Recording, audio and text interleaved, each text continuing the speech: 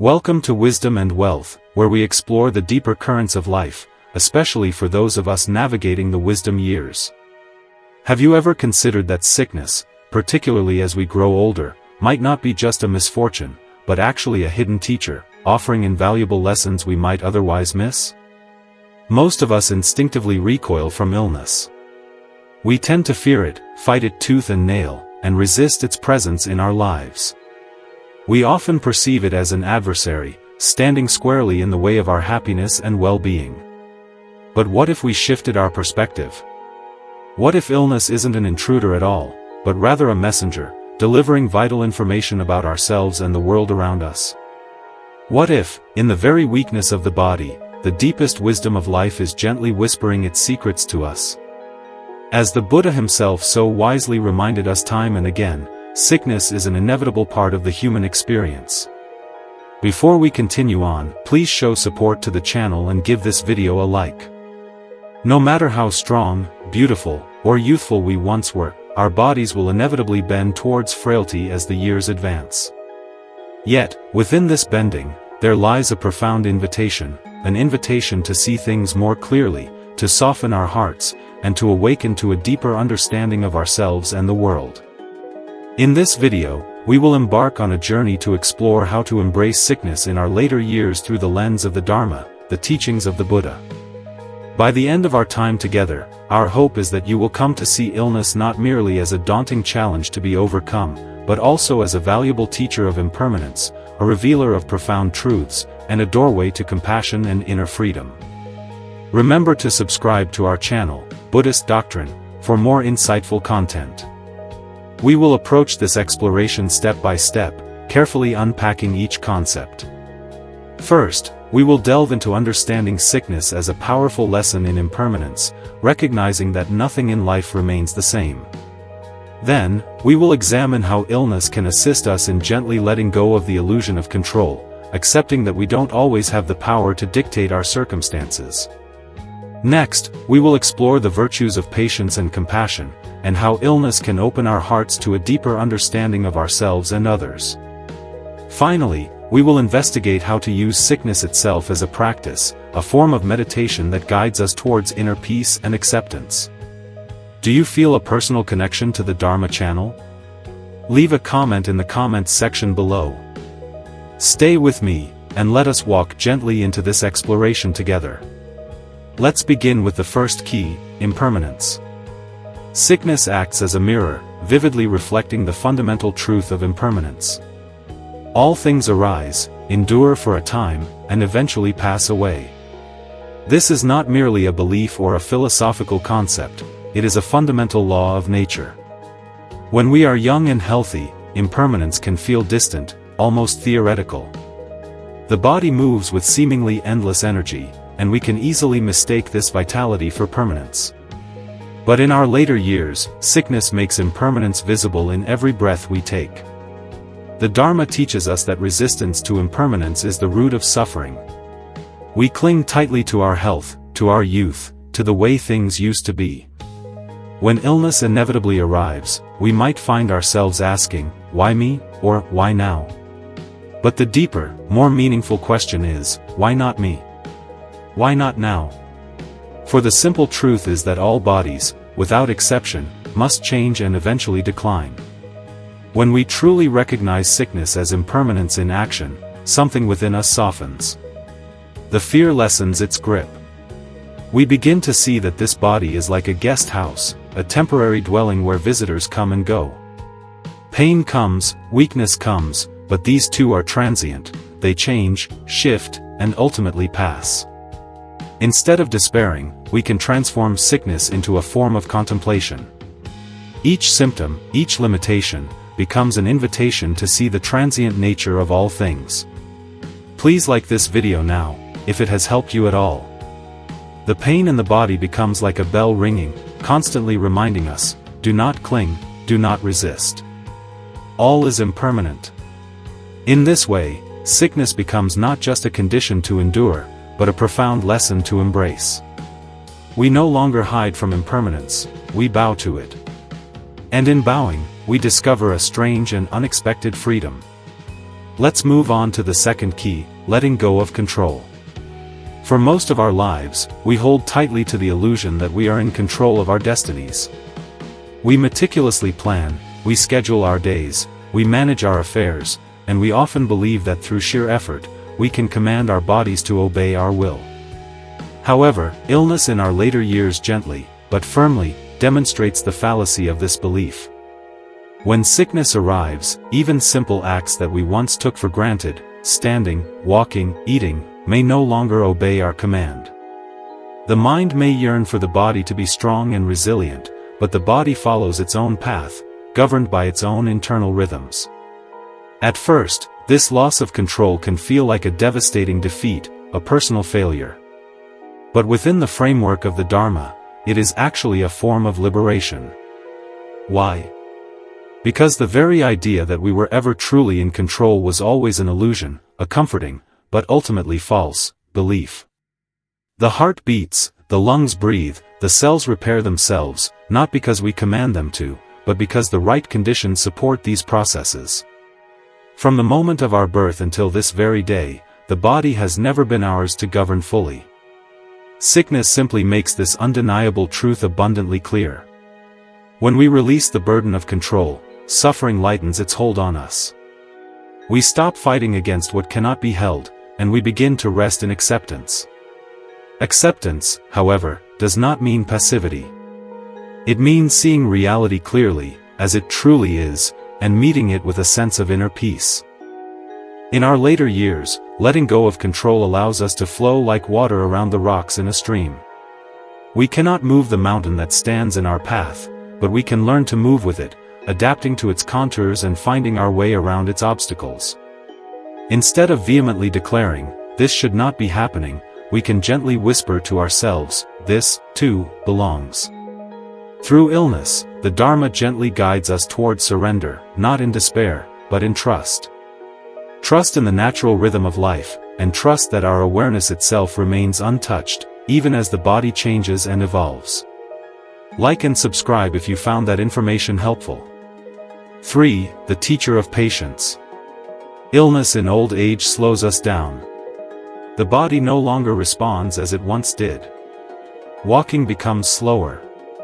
Eating may take longer. Sleep may be light or restless. At first, this can feel frustrating. We may remember how quickly we once climbed stairs or how easily we once digested food, and we wonder why those days are gone. But here lies one of the hidden gifts of sickness. It becomes a teacher of patience. Patience in Buddhism is not merely waiting. It is the deep willingness to be fully present with what is without irritation, without grasping, without pushing it away. Sickness asks us, can you sit with discomfort, without anger? Can you breathe with pain, without despair? Can you accept slowness without resistance? These are not small questions. They go to the heart of practice. When the body aches, impatience can arise quickly. I want this pain to stop. I want my body to return to how it was. But impatience only doubles suffering. There is the pain of the body, and then there is the pain of the mind struggling against reality. The second pain, the pain of resistance, is often greater than the first. Patience dissolves this second pain.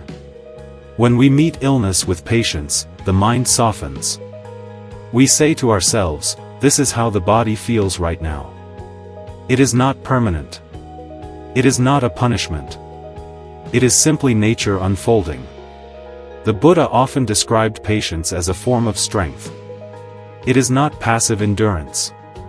It is active openness. Imagine a tree standing through all seasons, in storms, in snow, in blazing heat. The tree does not resist each change. It simply stands rooted in the earth, allowing all conditions to pass over it. So too, patience allows us to stand rooted in awareness while sickness moves through us. In old age, illness can stretch time. A night of pain may feel endless. A day of fatigue may seem heavy. Yet in this stretching lies a chance to deepen our patience. Each moment becomes practice. One breath, one step, one sip of water. We learn to live gently, slowly, attentively. Over time, patience transforms suffering into a doorway. We begin to see that even in pain, peace is possible. Not by erasing the pain, but by meeting it with patience. Subscribe to the channel if you enjoyed this reading. In this way, illness becomes not only a limitation but also a profound training ground for the heart. 4. Compassion for self and others. As sickness humbles the body, it also softens the heart. When we are young and strong, it is easy to feel independent, even invincible. But illness in old age strips away pride and reminds us of our fragility. In this fragility, compassion naturally arises. First, compassion for ourselves. Too often we treat ourselves harshly. When illness comes, we may blame ourselves. Why did I not take better care of my health? Why can't I push through this weakness? But self-blame only deepens suffering. The Dharma invites us instead to hold ourselves gently like a mother holding a crying child. Self-compassion does not mean indulging in self-pity. It means recognizing our own pain with kindness. It means saying inwardly, "This is hard. This body is suffering. May I meet it with tenderness." When we learn to comfort ourselves in this way, the heart relaxes. Instead of fighting the illness, we cradle it with care. And as we soften toward ourselves, something beautiful happens. Compassion extends outward to others.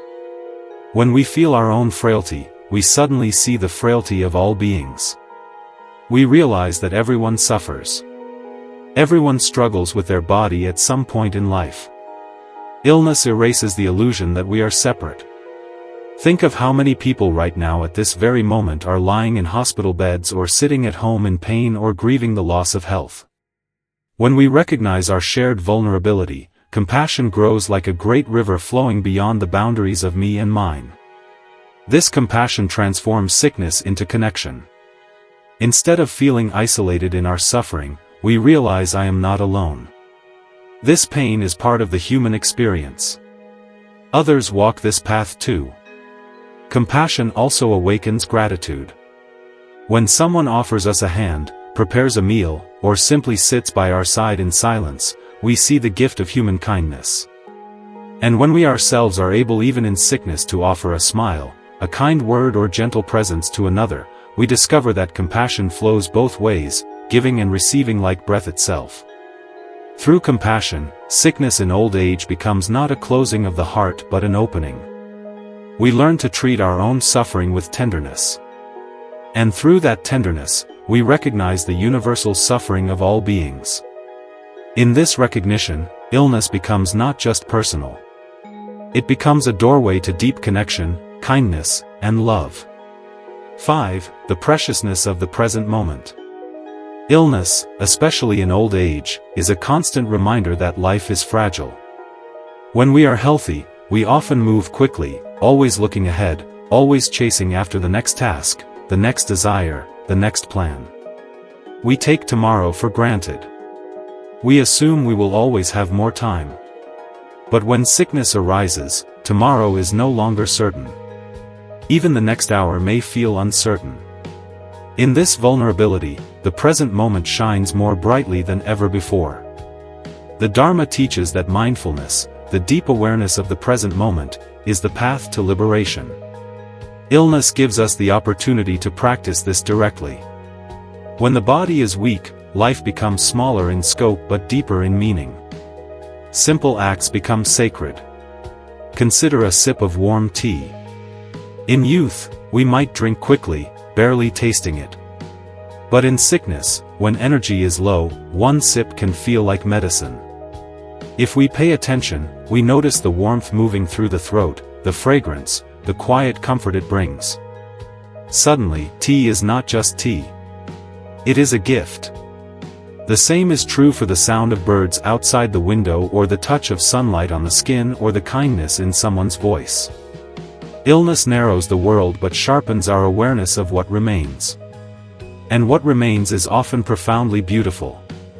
The Buddha once said, "Do not dwell in the past. Do not dream of the future, but concentrate the mind on the present moment.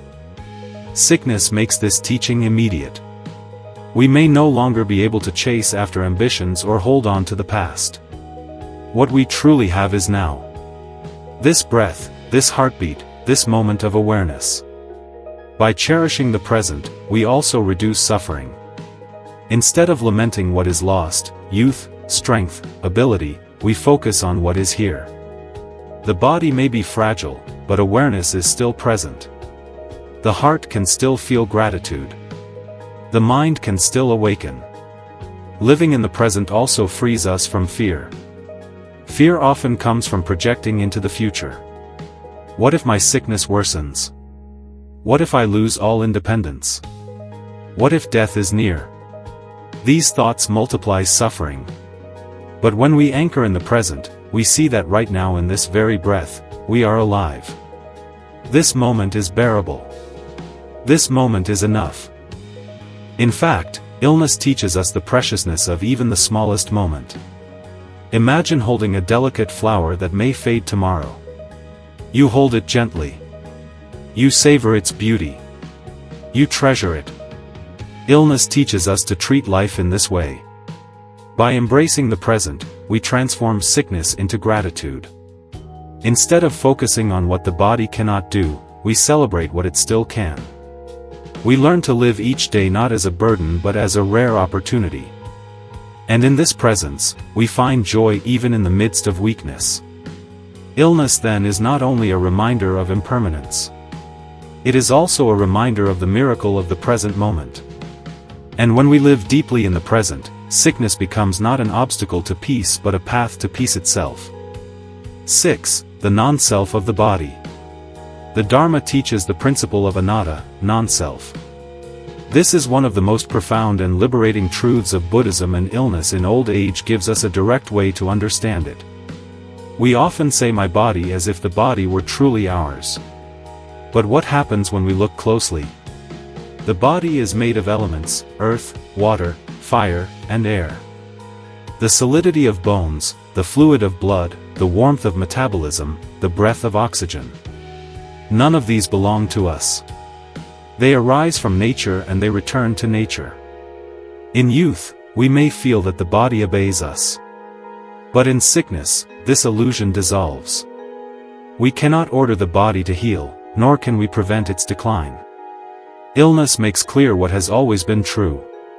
The body is not self. This is not meant to be depressing. In fact, it is deeply freeing. If the body is not self, then its sickness is not my sickness. It is simply the natural process of elements shifting, changing, and dissolving. Pain arises, pain passes, weakness arises, weakness passes. These are conditions, not identity. When we cling to the body as me and mine, every illness feels like an assault on who we are.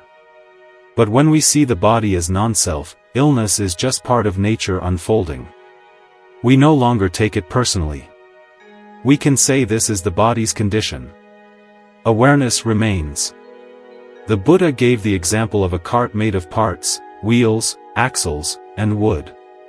Take away the parts and there is no cart, only pieces. In the same way, the body is a collection of parts, processes, and conditions. It is not a fixed self. It is a flowing event. Illness brings this teaching home. When the body is strong, we might imagine this is me. But when sickness weakens us, we see the truth. The body is temporary, fragile, and not who we are at the deepest level. This realization does not make us indifferent. On the contrary, it brings peace. If I am not the body, then its decline does not destroy me. Awareness, the knowing, the observing, the spacious presence remains untouched. Illness may cloud the body, but awareness is like the sky, vast and open, beyond harm. This insight also reduces fear of death. Death is simply the final dissolution of the body's elements. If the body was never truly me, then death is not the end of me. Awareness, the witness, continues beyond the form. So illness, far from being only suffering, becomes a doorway into wisdom. It reveals the truth of non-self directly. And when we live from this truth, even pain can be met with equanimity. We may say the body is sick but the heart is free. 7. Using illness as practice. Illness, especially in the later years of life, can feel like an unwelcome visitor that takes away freedom and joy. But for those walking the Dharma path, sickness is not only an obstacle. It is also a profound opportunity for practice. It becomes a living monastery, a teacher that follows us into every breath, every movement, every quiet hour. The Buddha taught that suffering can either harden the heart or awaken it. The difference lies in how we meet it. When we resist illness, we add suffering to suffering. But when we turn toward it with awareness, illness becomes part of the path itself. How do we do this? The first step is mindfulness. When pain arises, instead of saying this should not be here, we can observe gently. Here is pain. It feels burning or heavy or sharp. By naming it in awareness, we create space between the sensation and the mind. The body may hurt, but awareness remains untouched, vast, and clear. The second step is investigation. Illness allows us to observe impermanence directly. A wave of pain may come, last for a few minutes, and then ease. Fatigue may grow heavier in the afternoon then lighten after rest. Symptoms change constantly. If we watch closely, we see that even suffering has no fixed self. It is always shifting. The third step is compassion. In moments of sickness, we can silently repeat, "This body is suffering. May I hold it with kindness. May I be gentle." Then as our heart softens, we extend the same wish outward. May all beings who suffer today be free from pain. May they be at peace. Illness becomes a bridge of empathy connecting us to the universal struggle of life. The fourth step is patience. Old age and illness slow everything down. A simple act like getting out of bed may require great effort. Instead of frustration, this can be an invitation. Can I move slowly, mindfully, without anger? Can I allow each task to be a meditation in itself? Sickness trains us in patience not through books but through direct experience. The fifth step is surrender. Illness reminds us again and again that control is limited. No matter how hard we try, the body follows its own laws. When we accept this, not with despair but with trust, we enter a deep peace. Surrender does not mean giving up. It means aligning with reality. It means saying this too belongs.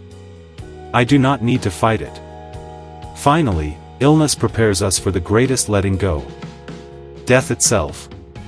If we can meet the discomforts of sickness with awareness, if we can face pain with compassion, if we can surrender to weakness without fear, then we are already training for the moment of death. Illness becomes rehearsal for the ultimate transition. This is why in Buddhism, sickness is called one of the great messengers. It tells us awaken now. Do not wait for tomorrow. The body is fragile but the heart can be strong. Each symptom is not just a burden. It is also a bell of mindfulness ringing us back to what is real and unchanging.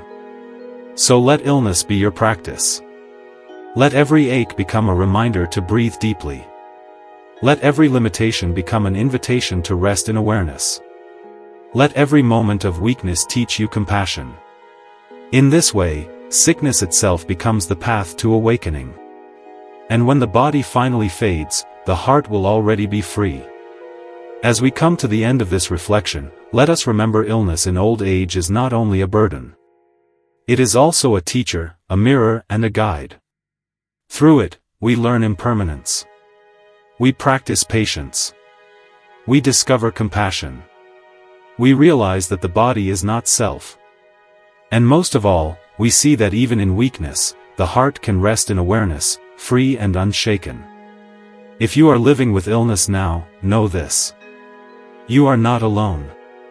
Millions walk this path with you. May you treat yourself with gentleness. May you breathe with patience. And may you discover the peace that illness itself can point toward.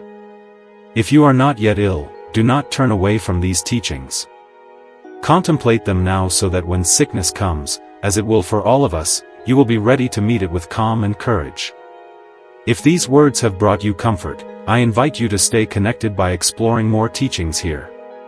May we continue to walk this path of wisdom together. May you be well. May you be free. And may all beings everywhere awaken to peace. If you have made it to the end of the video, please consider liking and subscribing to the Buddhist Doctrine channel for more great videos.